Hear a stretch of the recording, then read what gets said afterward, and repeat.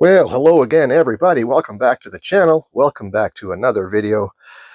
Hey, on the bench today, I have something a little bit more retro. I was feeling a little nostalgic, and I was thinking about OSs and what we used to run.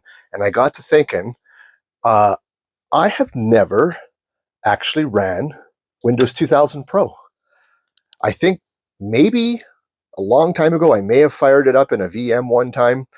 But quite frankly, I've never actually really installed it. I've never messed around with it. I've never gamed on it. And I'm thinking, yeah, let's remedy that. So let's stick around and let's get this stuff in that new test bench I just 3D printed in the last video, and let's get to it. Okay, so we have an Asus board. This is a P4P 800S-X. This is a Pentium 4 board. We're going to put in a Radeon 9600. This is a 128 meg card. 128. Yeah, if it would focus. It doesn't want to focus. That's fine. Trust me, bro. Unfortunately, my my Radeon 9600 Pro card died, and I'm not entirely sure what's happening. I was using it, and then all of a sudden it was just basically just streaks of random colors down the screen, and it doesn't work anymore. So yeah, sadly that's gone. So I'm not sure exactly what Pentium 4 this is, but that's fine. So it's still within the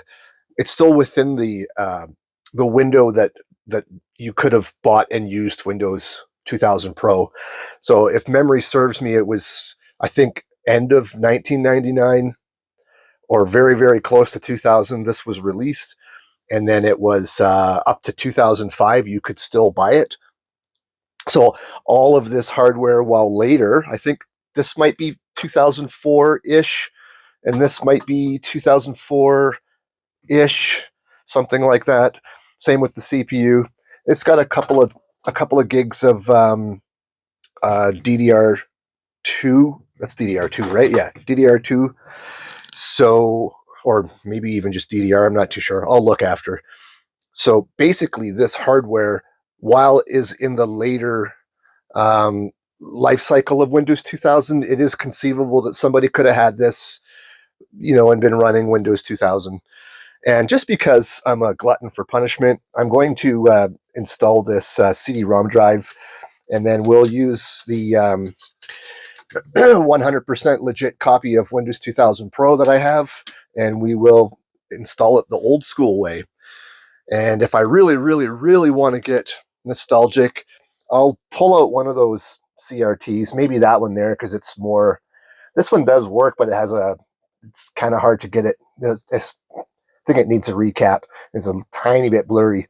And that one there is fine. So maybe I'll pull out the CRT monitor and give it a go. So yeah, let's get this hardware in the case. Alrighty. First thing, let's move the beer, because first thing I'll do is spill it. And I'm going to probably just leave that CD-ROM right there. I realize that my channel is way too new, and I don't have any hardcore viewers. However, if you have watched a bunch of my videos, you'll know that I never have a freaking backplate for my boards, because I don't know. I don't put my stuff away. I lose them. I have similar stuff stored in 15 different locations. However, red letter day, I have a backplate. So let's put this backplate in here.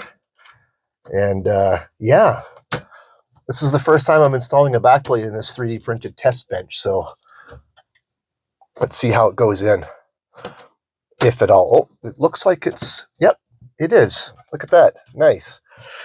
Okay, so let's get some screws ready here. And we'll just start one like so. There we go. And that's enough to hold it for now. We'll get some more screws going here. Yeah. There we go. Perfect. Excellent. So just give these a little snug. As usual, you don't have to crank down on these for people who've never actually built a computer before. Just enough to say that you tightened it. Okay, so let's put in this Radeon. Excellent. And I seem to have, oh, there it is. It's going to say I lost the screw for this, but no, here it is. Excellent. This board actually supports serial ATA, so we're going to use that SATA drive, which is very much overkill for Windows 2000 as far as size is concerned, but that's okay. So actually, hold on, getting ahead of myself. Let's hook this up. Good. And we'll put this on here. And I'll just kind of stash this drive like so. And we will use, we'll just use the main channel. Primary, I guess is what you call it. Okay. And then we're going to need some ATX power. And then we're going to need a supplementary CPU power.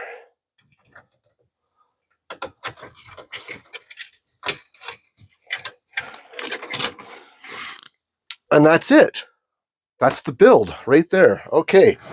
So I'm going to use the old school PS2 connections because A, the board supports it as it should, and B, why not? Let's just go, you know, retro here. So put our little PS2 connectors in, keyboard and mouse, and we'll start with this LED monitor for now, and then maybe I'll dig out a CRT afterwards. Recording a CRT with any camera is difficult, but with a cell phone, which is what I typically shoot my videos with, is it's not a good experience because I have no way to control the shutter. I have no way to, you know, the pros on YouTube that are recording their CRTs, they can adjust their shutter speeds to stop the roll of the image, and I can't do that. So, okay, good. Let's get set up to turn this sucker on and get going. All right, so I'm just in the BIOS, making sure that everything is set good. So we can see that the Kingston SSD is there. The DVD drive is there. Just make sure that, so this is a Pentium 4, but it doesn't say what Pentium 4. It's got hyper-threading. What else? So this was, let me see, system information. So the BIOS has a build date of 2004. So yeah, this board was from, at the very latest, I guess, 2004. So we've got 2 gigs of RAM, and we're running at 2.8 gigahertz. Okay, so let's just, let's go to the boot, and we're going to go boot device settings. No, we're not. We're going to go device priority. So we're going to set number 1 as the drive, number 2 as the Kingston SSD, hit F10. And I'm also just noticing there's some weird artifacts on the screen. Is this Radeon starting to die too? I hope not, because this one here, it was a sad day for me because I really liked this. This was the 256 meg card. It's the Radeon Pro. It was actually really, really good for the era. So anyway, hopefully this card's not dying. Something weird's going on. Anyway, let's save this and continue on here. Let's see if we'll boot from this Windows 2000 disk. Okay, here we are, rocking and rolling. Actually, behind the scenes, I ended up changing to a serial ATA drive. The IDE drive that I had hooked up didn't work, and then the second IDE drive that I tried didn't work. So I found a functional serial ATA optical drive, and yeah, it's there. It's booting, so good. Okay, let's see how it behaves with a 480 gig drive. So we are going to set up, let's press enter, press F8, and it sees the entire drive. So let's actually just press, we're going to create a partition in the unpartitioned space. Okay, that's not, so actually hold on, let's delete. I have to delete this. To delete this partition, press enter, press L. Yeah, that seems right. Okay, so now we're going to press C. I'm just going to do it. I mean, it's going to be NTFS, so I don't know if there's a drive size limit on Windows 2000 or not. I have no idea. So anyway, let's just do it. We'll see what happens here. Okay, so that's 457 gigs. Press enter to install. We're going to format using NTFS. Yep. And let's see what happens. So I'm just noticing something here. It's showing 457,845 megabytes on 131,070 megabyte disk 0. So it's showing more space than what it's trying. I mean, it is formatting. Okay, look at that. It formatted. I'll be curious to see what the OS reports as a drive size when we're actually booted into the OS. So yeah, I'm just going to bring you back once the OS is installed, or unless something noteworthy happens during the install, it fails or whatever, and then yeah, otherwise I'll see you when it's time to log in and install some drivers. Okay, so it did its first reboot. Obviously, yeah, something's not right with this video card, unfortunately. Damn, that sucks. So what I'll do is I'll just I'll throw in another card I have that I know that works, that is also like an accelerator card, so you could game on it. So yeah, dang it. Looks like my other 9600 has also died, which is the problem with this old retro hardware, is that eventually it will die, and that's just something you got to deal with. All right, so I dug through my stash. I found this beauty. It's a R9000 Pro 2. It's a Radeon. It's a 128 meg card as well, and it's also a looks like a universal AGP, which should be just fine in this system. So let's get that installed. And actually, this is should be a more powerful card than that Radeon 9600. So maybe it's a win. We'll get this installed, and yeah, let's give it a shot here. Oh, the fan's a bit loud on it. That's okay. We'll let it do its thing.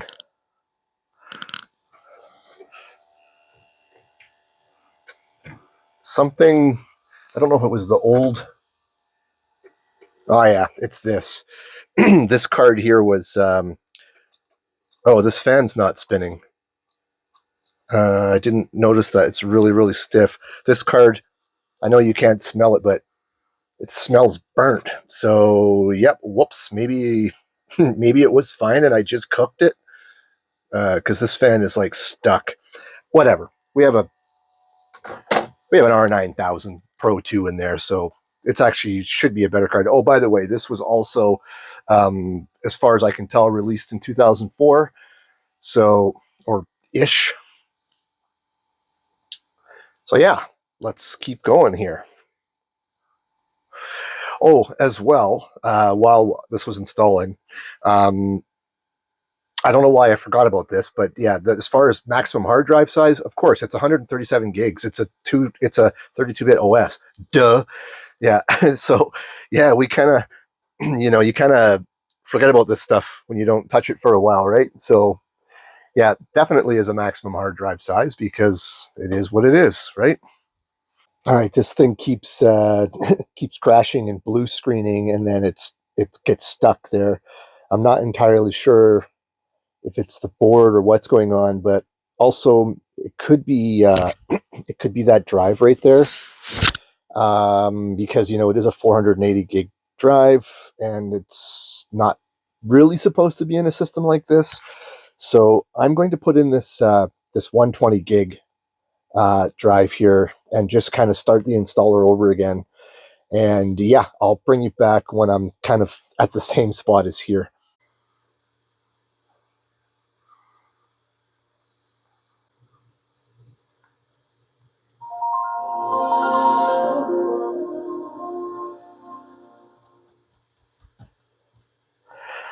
Well, okay, things have escalated a little bit here. As you can see, I now have an IDE drive and a IDE optical drive. For some reason, I don't know what the deal with that SSD was. This one, I was getting some weird crashing, and then I put a. It's not here anymore, but I had a 128 gigabyte that I did as well, but it kept doing a weird. I'll call it a boot loop, but during the installation of Windows 2000, you would get to the part where you'd put in the CD key and you would click next and whatever, and then it was setting up control panel items and saving settings, and then the computer would reboot, and then it would come back up and sit there for a long time, and all of a sudden it's like, hey, put your CD key back in, and I was like, what? I just did that. So I messed around with that for way too long, and then I finally just gave up and like let's just put this 80 gigabyte spinner drive in, and yeah, here we go. It's booted. So, having said that, ignore my broken monitor. I just the one I use on my bench. Yeah, it's it's something. Okay, let's. I'm going to put on maybe one of the benchmark programs from 2000. It's escaping me what the hell the company's called now, but you'll see it when I get it. And yeah, let's fire up a couple of games. All right, here we go. I forgot to press record, but anywho, it's currently running a benchmark 3D Mark 2001. I couldn't help myself. I had to break out the I had to break out the CRT. So there you go. Yeah, we're right sort of at the start of the benchmark of 3D Mark 2001, and yeah, it's going good so far. I did actually install a couple of games on that solid state. So uh, I guess at the end of the day, I did manage to utilize Serial ATA in some form. It's not a boot, but whatever. There you go. So yeah, we'll let this benchmark run. Yeah, okay, there we go. Benchmark is done. Uh, I have no idea if this score is good or not. 7,408. But so that finished. It's kind of weird looking at a CRT again. I haven't looked at one for quite a while, actually. All right, let's fire up some Half-Life 2.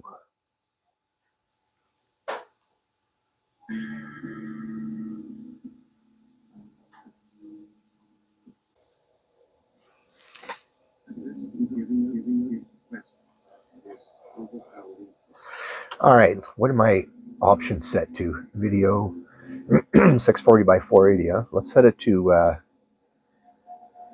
don't know why it says LCD. Let's do 1024 by 768. So I wouldn't say it's, yeah, I wouldn't say it's like crazy frame rate. It feels kind of like maybe 20-ish. A little bit of stutters. Although I tell you, it still is weird looking at a CRT after a while. I haven't looked at one for a while, so it's kind of shocking when you go from our modern LCD monitors to these. Like, there's a flicker that you probably obviously wouldn't be able to come through on the video here, but there's like a weird flicker, like that you used to get from the CRT monitors that we obviously didn't really notice back in the day, but I notice it now. I have no idea where I'm going. I haven't played this game in so long. Yeah, so anyway, I would say it's playable. And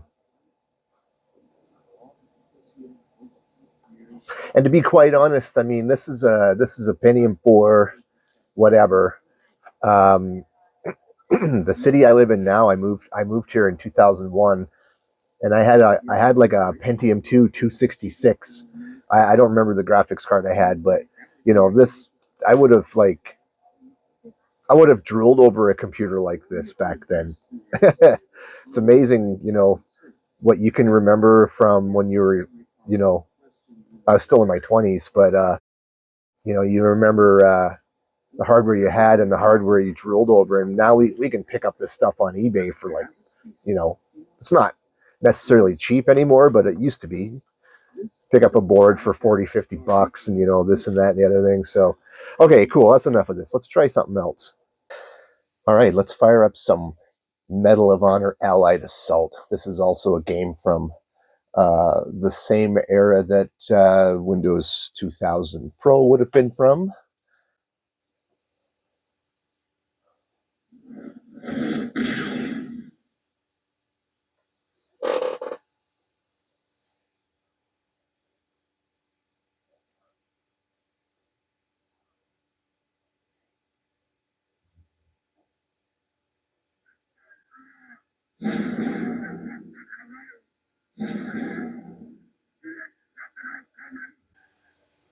You have been assigned to a mission few would qualify for. A mission few would survive.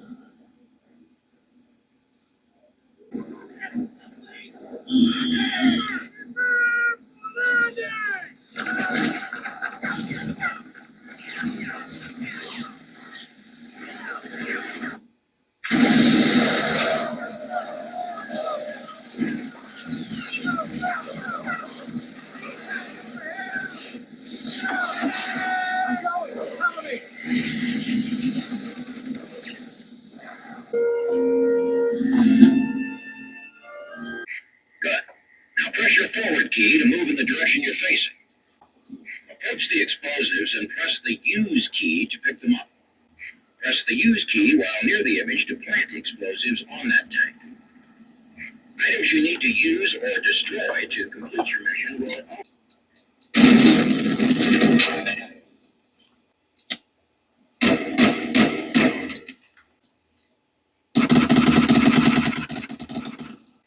Hit the red dot 3 times.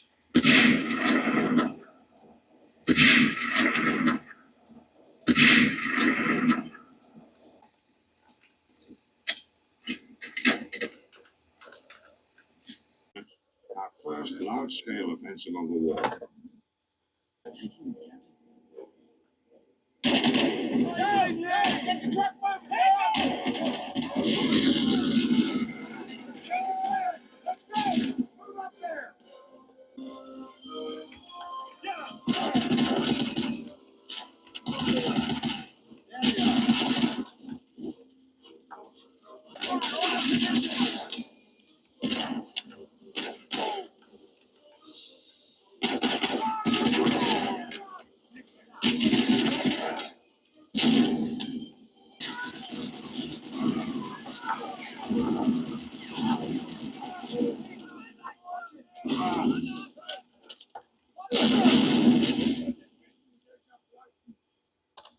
Okay, anyway, that's enough of that. Honestly, if you haven't played Medal of Honor Allied Assault before, you need to get this game and play it. The single player is absolutely fantastic. Yeah, the graphics don't quite compare to modern games, but you know what? You quickly forget about that while you're playing it. Single player, fantastic. I absolutely was hooked on this when it first came out. Well, okay, there you have it. there's the Windows 2000 system up and running. A couple of games ran. Overall, honestly, there wasn't really any issue installing. I've had worse times with other OSs in the past, Windows 95, Windows 98, whatever. Yeah, there was a problem with this with the SSD, but I don't think that wasn't necessarily a Windows problem. I think maybe there was a driver missing or whatever, because one of the errors, or the majority of the errors, was inaccessible boot device. So I'm assuming it was a missing driver. So not necessarily a Windows 2000 problem per se, more of a driver problem. So once I switched to the IDE stuff, it was fine. But yeah, first time really messing around with Windows 2000, a little bit of gaming on it. It was pretty fantastic. All right, that brings us to the end of the video. If you've made it this far, as always, you are a freaking rock star. Don't forget to like and subscribe and definitely comment, and we'll see you all in the next one.